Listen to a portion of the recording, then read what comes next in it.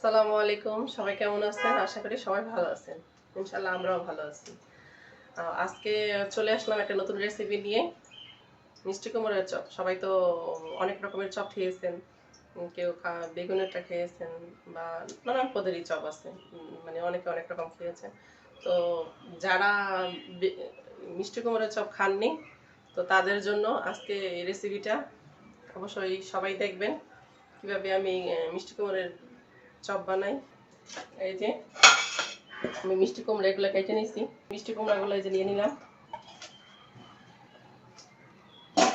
আমি হালকা একটু লবণ দিয়ে দিব, হালকা, শুধু একটু মজার জন্য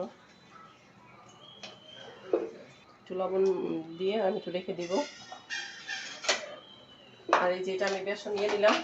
এই যে বেসন, খেসারি ডালের,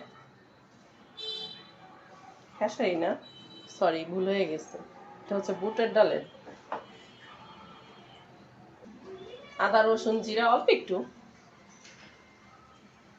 দিয়ে দিব। লবণ দিয়ে দিলাম পরিমাণ মতন। এই যে মরিচের গুঁড়া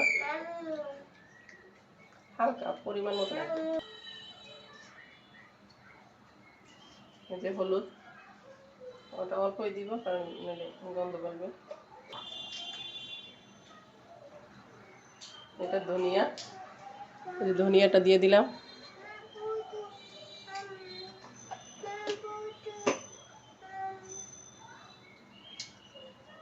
বেসনটা গলায় নিতে আসছি।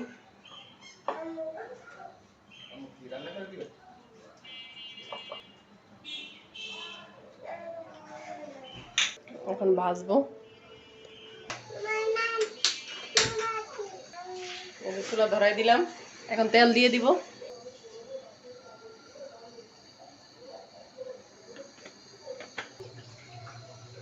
আমার তেলটা প্রায় গরম হয়ে গেছে, এখন আমি দিয়ে দিব। যে আমি দিয়ে দিব এখন। বিসমিল্লাহ।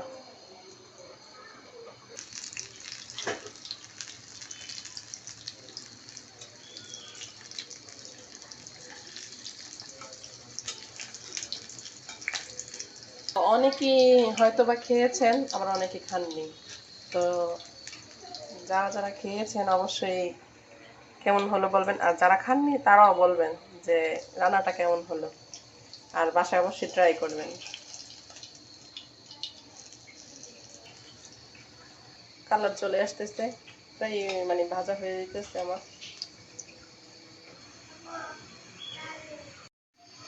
দেখছেন কালার চলে আসছে, খুব সুন্দর। আমি এটা এখন নামায় ফেলবো।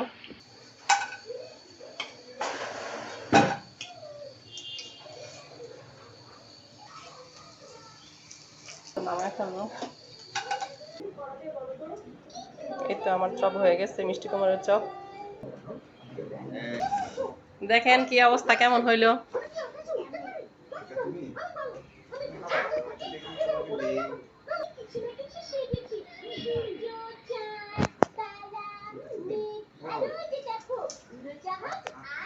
কি অবস্থা?